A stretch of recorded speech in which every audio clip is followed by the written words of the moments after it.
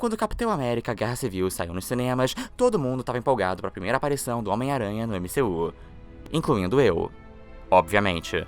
Quando teve a primeira aparição onde o Tony Stark conhece o novo Peter Parker, eu achei toda a caracterização do Tom Holland tão perfeita e tão comovente que assim que a cena acabou, eu me virei pro meu amigo e falei: puta merda, eu amei ele. Depois disso, eu mal podia esperar pelo primeiro filme solo que concretizaria aquele que com certeza seria o melhor Miranha dos cinemas.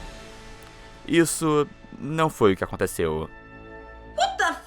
Antes de mais nada, eu acho que Homem-Aranha de Volta ao Lar é um filme super charmoso e simpático, com um ótimo elenco e um senso de humor divertido, o que torna ele super fácil de se digerir e gostar. É um filme bacaninha, com certeza melhor que a versão anterior do personagem, não que isso queira dizer muita coisa, mas como fã insuportável da Aracnídeo que eu sou, eu sempre senti que tinha alguma coisa de errado, especialmente agora que ele precisa competir com a volta de outros filmes do Aranha que são, de fato, excelentes. E com a sua continuação, Homem-Aranha Longe de Casa prestes a chegar, eu acho que é uma boa hora pra eu parar e dar uma perspectiva no que eu acho que tem de errado nesse filme. Ok, então porque eu obviamente tenho algum problema em lançar as coisas no tempo adequado, eu demorei 2000 anos pra terminar esse vídeo e nesse meio tempo Longe de Casa já saiu, já tem vlog sobre e tudo mais, vocês já viram, então mas no entanto, tendo visto o filme, a minha opinião continua exatamente a mesma, então vida que segue. Mas primeiro, deixa eu estabelecer sobre o que esse vídeo não é. Ele não é sobre apontar o que eu gostaria que estivesse no filme como fã do Homem-Aranha. Então eu não tô aqui pra reclamar que o filme não tem Jameson, ou Clarim Diário, ou que esse Peter é basicamente uma versão whitewash do Miles Morales, ou porque ele é diferente dos filmes do Sam Raimi, ou até mesmo porque ele é tão ligado assim no Homem de Ferro, se bem que isso até tem a ver, mas é mais complexo que isso, daqui a pouco eu explico. Porque todas essas observações são coisas subjetivas da minha preferência, e eu tenho autoconsciência suficiente pra saber que esse filme tá sendo feito pra um mercado mundial e não pra agradar o meu umbigo. Sim, se me dessem na minha mão o trabalho de fazer um filme do Homem-Aranha, eu provavelmente faria uma punhetação descarada das HQs do Stan Lee, Ditko e Romita, mas eu tenho o bom senso de não exigir isso e manter uma cabeça aberta. Não, o problema desse filme não é que ele não é o meu ideal platônico de um filme do Aranha. Os problemas no roteiro de Homem-Aranha de Volta ao Lar são de ordem de tema e arco. Então, se você fosse apontar qual é o tema e arco principais desse filme, eu não te culparia se você apontasse como sendo algo como isso. If you're nothing without this suit, then you shouldn't have it. Afinal, se a voz incorpórea do Tony Stark fala isso na cabeça do Peter no ponto de virada do seu momento mais baixo do filme, deve-se assumir que esse é o seu grande arco. E nós sabemos muito bem como as vozes incorpóreas dos mentores do Aranha adoram falar esse tipo de coisa na cabeça do Peter. With great power comes great responsibility. Remember that, Pete. Remember that. Então o Cabeça de Teia recebe a sua nova roupa super tecnológica, cheia de firulas, se sente dependente demais dela e de suas várias funções, acaba fazendo umas cagadas e no final salva o dia só com a sua roupa improvisada, provando assim o seu próprio valor, independente da roupa. Tá aí o seu filme. Agora, pessoalmente, eu não gosto muito dessa narrativa toda.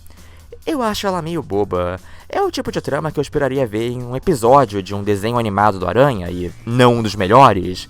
Você justifica a aparição especial do Homem de Ferro, no final Peter aprende uma valiosa lição que poderia muito bem ter sido explicada pelo He-Man, você acha o episódio fofo e inofensivo, mas espera que o da semana que vem seja melhor. É uma trama ok pra um episódio de 20 minutos, mas super decepcionante pra um filme. Especialmente pra um personagem tão ressonante e complexo como o Miranha. Mas o pior é que essa mensagem toda nem faz sentido. Quero dizer, a roupa tecnológica é maneirinha e tudo mais, mas o Peter se achar dependente dela pra ser um super-herói é bizarro, porque vocês estão ligados que ele tem superpoderes, né? Tipo, ele é o Homem-Aranha porque ele foi picado por uma aranha radioativa e por isso ele pode escalar paredes e tem super força e agilidade, tudo sozinho. A roupa tecnológica é no máximo um upgrade bacana. É como se o Superman achasse que ele não é mais capaz de salvar a cidade porque ele perdeu seu iPhone. Isso é um arco que só faz sentido aplicado a outros personagens, tipo o próprio Tony Stark, que não tem poderes, então sem armadura e sem dinheiro ele teria que se provar usando só o seu intelecto e engenhosidade, uma coisa que nós vimos em Homem de Ferro 3, um filme que é, na real, bem melhor que De Volta ao Lar e mais esperto que a nerdaiada dá crédito. O fato é que essa enrolação toda em cima do significado da roupa só tá aí com uma extensão da necessidade do MCU de justificar aquilo que nunca precisou ser justificado, que é como o moleque costurou sozinho uma roupa de Homem-Aranha profissional, e principalmente aplicar ao Aranha a mesma lógica do Homem de Ferro, dele ter sempre novas variações da armadura, para assim continuar justificando a venda de novos bonequinhos e merchandisings, o que, quando forçado a encaixar em um personagem totalmente fora desse contexto, como o Homem-Aranha, só reforça o quão cínica e artificial toda essa prática é. Ah, e tem mais uma coisa importante quanto a toda essa questão da roupa. Esse não é realmente o arco do filme, estruturalmente falando.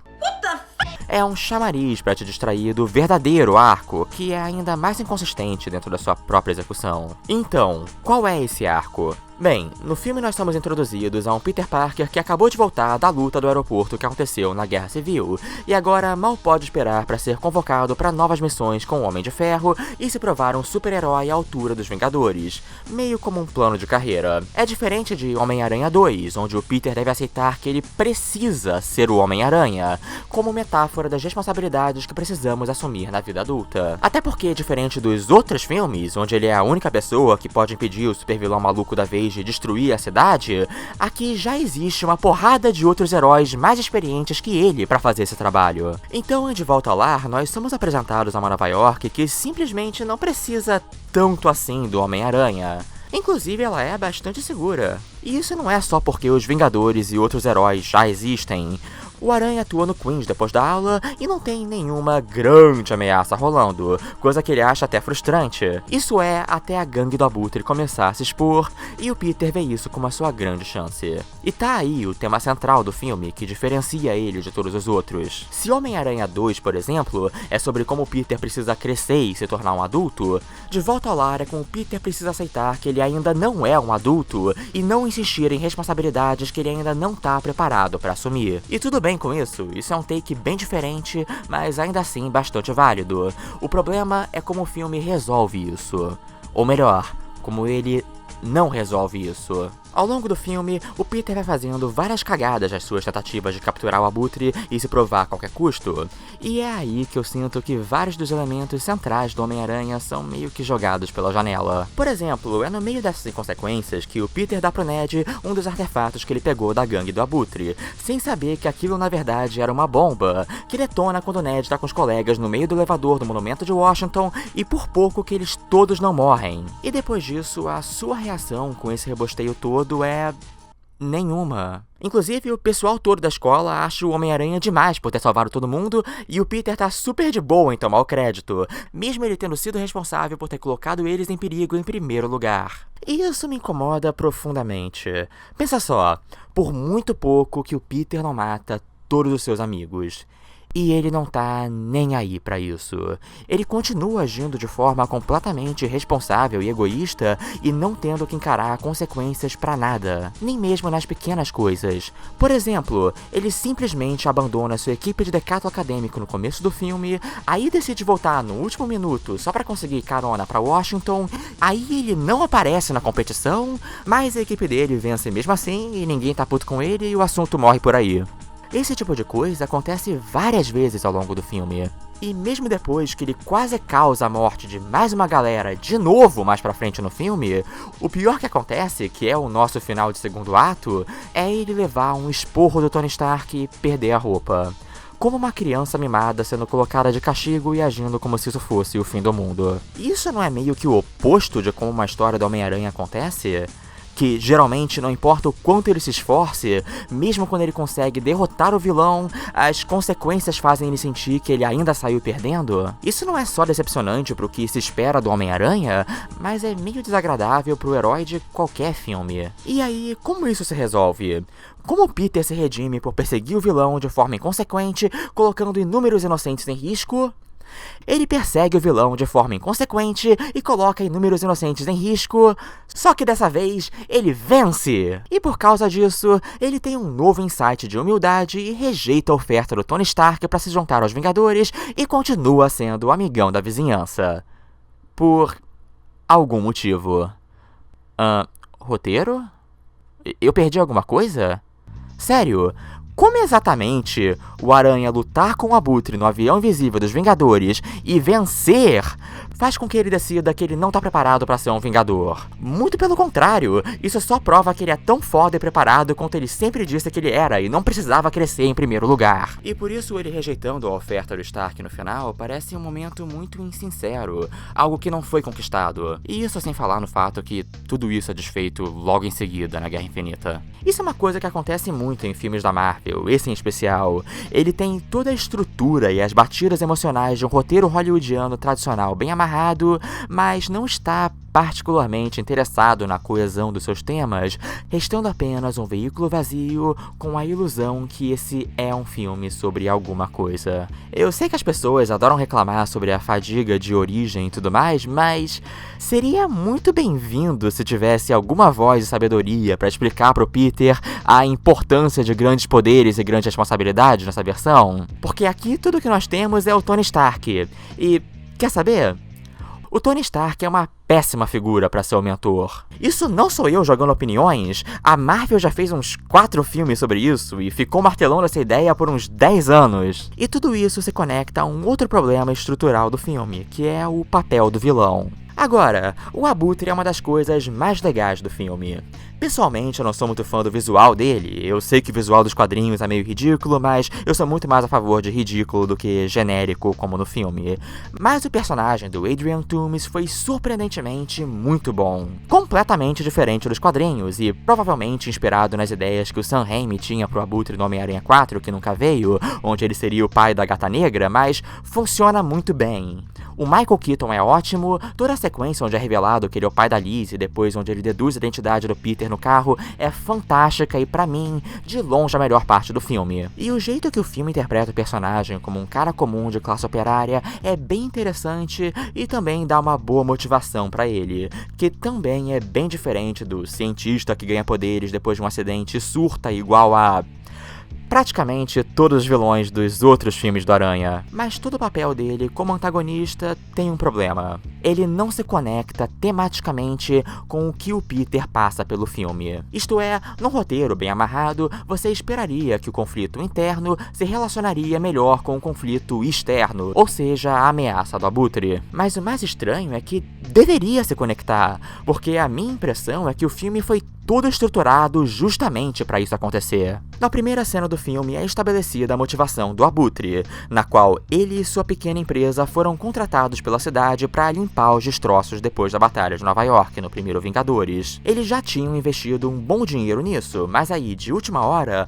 as indústrias Stark deu uma passada de perna neles e tomou conta da operação para si, expulsando a empresa do Adrian Toomes do mercado e deixando eles falidos. Então, obviamente, isso não justifica virar um ladrão e traficante de armas alienígenas, mas, francamente, o Toomes tem razão de tá putaço. Oligopólios sugam o mercado e fodem todos os competidores menores. E o cara no topo e responsável de tudo isso é o mesmo cara que o Peter tá ocupado tentando lamber as bolas pra se validar. Tem essa cena onde o Abutre tá mandando o tradicional discurso de vilão e ele até fala sobre as semelhanças entre ele e o Peter.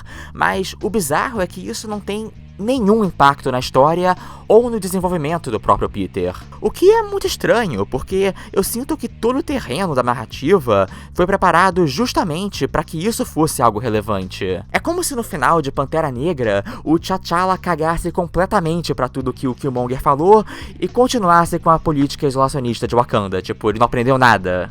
Então, eis a conclusão lógica que eu imagino dessa narrativa. O Peter percebe que, por mais que o Abutre seja um criminoso perigoso, ele tem razão quanto à parte que ele foi apunhalado pelas indústrias Stark. Selling weapons to criminals is wrong. How do you think your buddy Stark paid for that tower? Or any of his little toys? Então, no final, o Peter rejeita a oferta do Stark, afirmando que ele quer ser o amigão da vizinhança, não porque ele acha que não está preparado para ser um vingador, mas porque ele quer ser o defensor das pessoas pequenas, diferente desse negócio de super-herói extravagante multibilionário que muitas vezes acaba sendo negligente e um pouco antiético. Seguindo os valores não do Tony Stark, que tira onda que é cientista espacial, mas do seu tio Ben, que também era um cara modesto da classe operária como o Abutre, mas que ensinou pra ele que com grandes poderes vem grandes responsabilidades. Então eu vou ser um daqueles caras que vai reclamar da ausência da figura do tio Ben no filme, mas não por pura fidelidade aos quadrinhos, mas porque isso deixou um vácuo na construção do Peter como personagem. E essa presença do tio Ben como compasso moral daria uma coesão muito maior à narrativa que estavam construindo no filme, além de dar todo um toque anticorporativista delícia.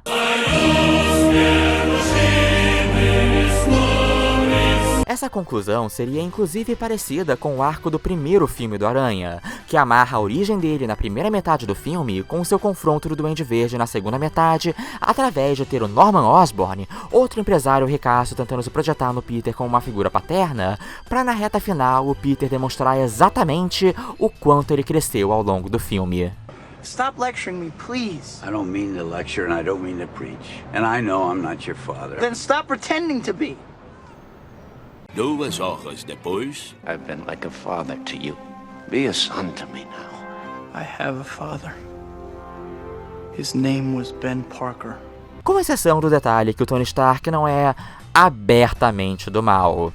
Pelo menos bem dentro desse mundo de fantasia onde bilionários podem ser boas pessoas. Bem, só me resta especular, mas eu tenho a impressão que a Marvel em algum momento acabou vetando a ideia dessa resolução, para manter a reputação do personagem mais popular do MCU intacta e manter o Peter como fiel escudeiro para motivar o Tony em Vingadores Guerra Infinita e Vingadores Ultimato. Pessoalmente, eu nem acho que isso seria um problema, inclusive eu acho que daria mais força ao sacrifício do Tony Stark, viraria uma forma de redenção pro Peter também, mas, enfim. Isso tudo que, sim, infelizmente acaba reduzindo o Aranha, que deveria ser o coração da Marvel, à escada do Homem de Ferro. E ele continua sendo a escada do Homem de Ferro até mesmo agora que ele já tá morto. E eu tava pensando nisso outro dia, e sabe o que é pior? O mais triste desse Peter Parker do MCU, seu puxa-saco do Tony Stark, é perceber que na vida real ele seria aquele tipo que paga pau pro Elon Musk e mal pode esperar pra se provar um jovem empreendedor no livre mercado e...